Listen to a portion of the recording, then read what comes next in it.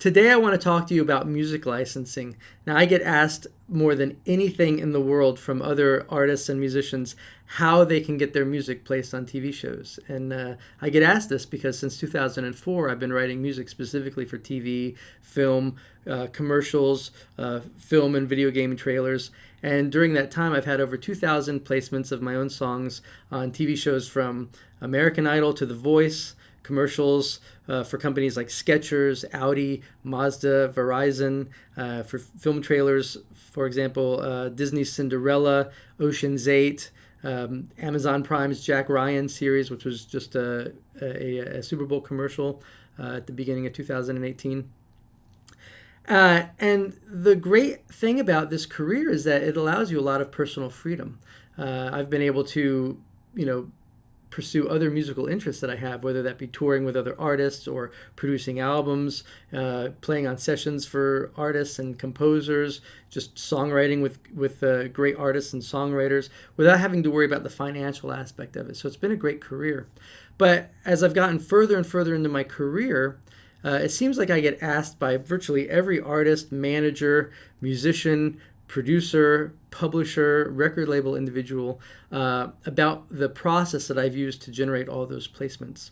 And so to answer that question, I wrote a book called The FourStep Plan, The Licensing Success. And it's a free book. You can click on the link below and download it.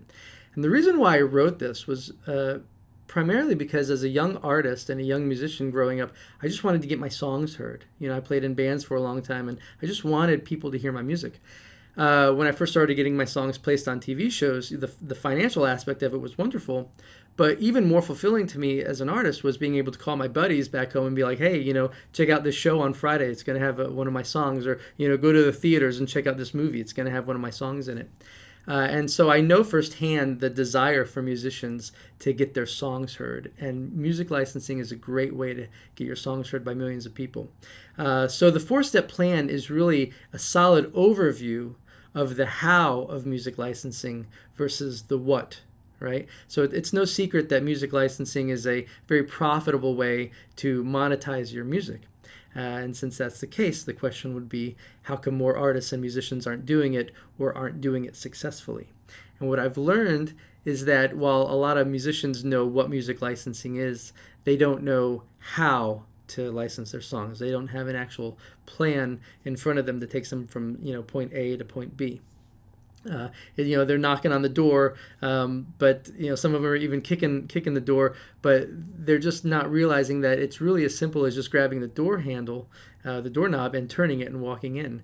A lot of musicians think that they're locked out of the licensing world, where in fact there's just a party going on inside, and there's loud music and a lot of people socializing, and they just don't hear the knocking. So what they've done is they've left the door unlocked, and all you have to do is turn that handle and walk on in.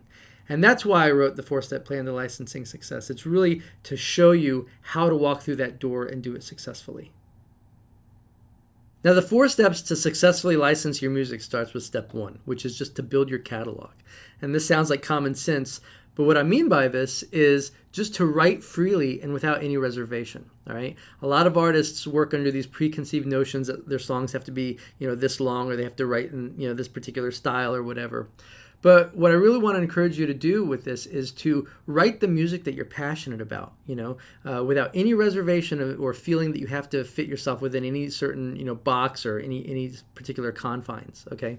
If you want to go into your studio in the morning and just write like a singer-songwriter track, then and you're in a rock band, feel free to write that track. There's always going to be a use for it. If you want to write a rock track, feel free to write that track. There's always going to be use for it. If you want to write an a cappella track, feel free to write that track. There's going to be a use for it. If you want to write a happy, Hawaiian ukulele track, write that. Just write freely, even if it doesn't fit, the particular artistic pursuit you're on. If you're in a band or you're, an artist pursuing one particular style of music, with licensing, you can write across so many different genres and have success because there's always going to be a use for that music. So continuously build your catalog, contribute to your catalog, create something every day, and write freely without any reservation. So that's step 1. The second step to successfully licensing your music is creating valuable content for the end user. And what I mean by this is creating the various alternate mixes and versions of your songs. That includes, cut down mixes, 60-second, 30-second, 15-second mixes, stem mixes, as well as various alternate versions. So let me give you a couple examples of what alternate versions you could print of your music. If you have a vocal song, your main mix is obviously going to be the vocals with the music. Your alternate mix, or your first version that you're going to print, is going to be an instrumental mix. But you can dive in even further. You can easily create, 3, 4, 5 different mixes at least of your songs. So one thing you can do past the instrumental mix is, let's say your song is, the foundation of it is vocals, acoustic guitar, and then you've surrounded it with drums, bass, electric guitar, and some keyboards. You can mute the bass, mute the drums, mute the electric guitar, mute the keyboards, and just keep it vocals and acoustic guitar, and that can be considered your acoustic mix. Okay, let's say you in this particular song you have some really cool piano lines or synth lines that are really nice and add some nice melody. You can have it vocals, acoustic guitar, and then just the keyboard or synth line, and you can call that a stripped down mix. Okay, if you're an instrumentalist and you're writing instrumental music, your main mix is going to be just your main piece, but you can mute the melodic instrument and create a no melody mix. Then you can do the same thing. You can create stripped down mixes. You can create an acoustic mix, and sometimes you can actually even go in and completely rearrange some of the levels and create an alternate mix. And an example of this would be, let's say you have a track that's kind of heavy on the guitars, and you've got some keyboard stuff that's low.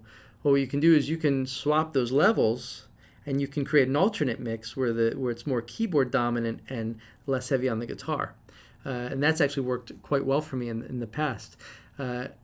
Stem mixes are always very important to include, especially if you're dealing with individuals who are placing your songs in commercials. Most of my commercial placements have always required the stem mixes, and they've always gone back and done some adjustments when I listen back to the commercial version versus what my actual main mix was. They're always a little bit different. So that's the second step, creating valuable content. Now, the third step is what I call mastering metadata. And this is so important. This is crucial to your success. Metadata is the information that's embedded with the actual audio file. Okay, and not every audio file can actually contain metadata. So that's very important to keep in mind. But it's the information that describes the track. So let me give you an example of metadata in its most basic form. If you are opening up your iTunes and let's say you have 1,000 songs in your iTunes catalog, and you are just in the mood to listen to Pink Floyd's Comfortably Numb, you have two options. Your first option is to scroll all the way down to P for Pink Floyd, then find Pink Floyd under all the artists you have that begin with P. Then find the album that Comfortably Numb is on, which would be The Wall. So you have to go scroll through their albums, find The Wall. And then in that album, then you have to go and scroll through and find, the track Comfortably Numb. So it's a bit of a process, especially if you have a lot of songs and a lot of artists in your catalog. Or you can just do the simple route, which is to go up into the search bar, type in the word comfortably, and every song that has the word comfortably in the title is going to show up. And chances are there might only be 4 or 5, and you can quickly click on Comfortably Numb and listen to it. So that's metadata in its most basic form. But now you always have to think of your end user. Okay, if your end user is dealing with a catalog of 100,000 or 200,000 songs or more, how do they find your song out of all those other ones? Well, that's where the metadata comes in, and the metadata is just the keywords that you type in to describe your song. And these could be keywords as simple as melodic, happy, rocking, upbeat, fun, summer, beachy, Hawaiian, ukulele. If you have a glockenspiel in it, you could say glockenspiel. Any word that you can think of that describes that song. Because if someone is trying to replace a song or find a song that's perfect for a particular scene, they're going to type in those keywords. Okay, or if they're trying to replace a particular artist, let's say that they have a John Mayer song or an Adele song that they can't afford the licensing fees on, so they may type in John Mayer, Adele, and so if you have those two artists, or any similar ones that your track sounds like in the metadata, chances of you showing up at the bottom of that funnel are greatly improved. All right. Now, metadata is a pretty involved process, and I cover this in the book. So I'm going to really encourage you to just scroll down and download the book, and you'll learn a lot more about metadata. That being said, the fourth step is getting your music heard. And this is the process of actually getting your songs into the hands of music supervisors, editors, music libraries, etc. And there are two paths that most musicians take. One is a path of failure, and the other one is a path of success in this process. The path of failure is what most musicians take, and this is the reason why most musicians fail with music licensing, because they approach it with the attitude of, here's my music, I don't have a lot of money, use my songs and make me some money. Or with the attitude of, here's my music, use my songs, and and that way I can get more followers and become famous. It's a very self-absorbed approach, and that's basically the same thing as someone sending you an email saying, hello, I don't really know you, but I know you have some extra cash on hand. I'm really hungry. Will you take me out to lunch tomorrow? Oh, by the way, you're buying. Right? If you read that email, you discard it immediately because it's ridiculous. That person's not bringing anything to the table, and they're just using you. Who wants to deal with someone like that? The successful approach is being a value-added service. All right, and this is so important in the approach to getting your music licensed. When you have created a decent-sized catalog, and you have a decent amount of music, and by a decent amount of music, I mean more than 3 or 4 songs. You have a catalog of music. You've created the valuable content. You've created all these great mixes and versions of the song that the end user can license from you quickly and easily. You've mastered metadata. All these tracks have metadata embedded in them so that they're easily searchable and licensable, right? And then you've reached out, letting the individual know, the music supervisor, the editor, the music library, whoever the end user is going to be. You're letting them know that you're providing this music, you're providing this service to them to make their lives easier because your music is easily searchable. You own the master and the sync rights, therefore your music is easily licensable, right? You see the difference here is you're becoming a value-added service. And anyone, if someone was to send you an email and say, hey, I have a really good business proposition for you, I think you'd be perfect for this, blah, blah, blah, blah, would you like to get together and meet tomorrow for lunch? Of course you'd say yes, right? And that's the difference. So it's the approach of being a value-added service. And again, this is a lot more involved, and I cover this in the book as well. But those are the 4 steps. Step 1, just building your catalog. Step 2, creating valuable content. Step 3, mastering metadata. Step 4, getting your music heard. How to actually become a value-added service and take your music from step A to step B. So that's what the 4-step plan to licensing success entails. All right, so now that leads us to the $1 million question, which is, can you make $100,000 or can you make 6 figures a year writing music?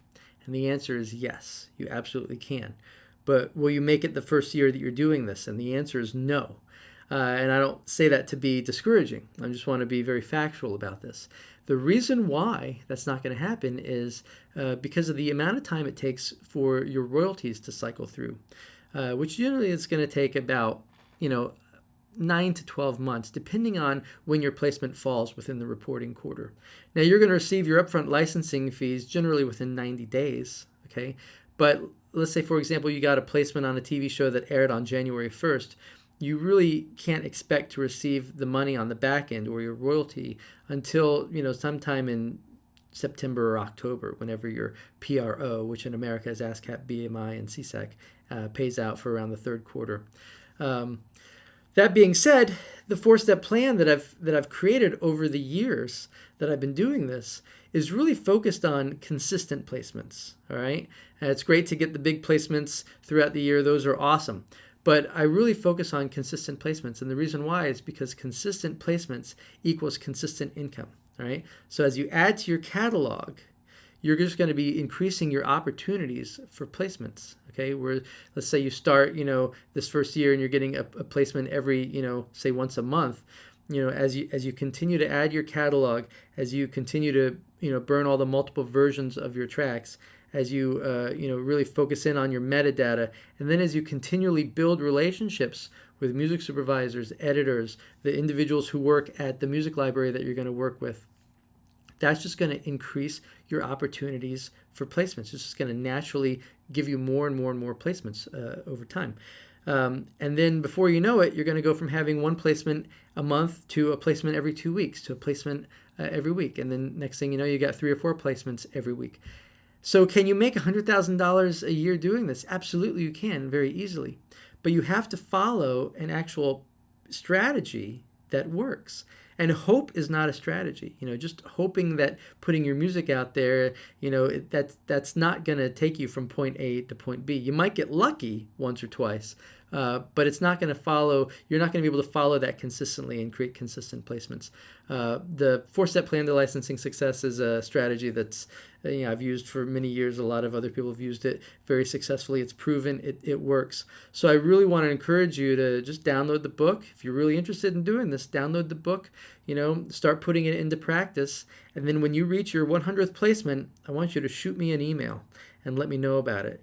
I've had people who've gone through this process hit 100 placements actually in less than a year. That's someone who really put a lot of time and energy into it and was really focused.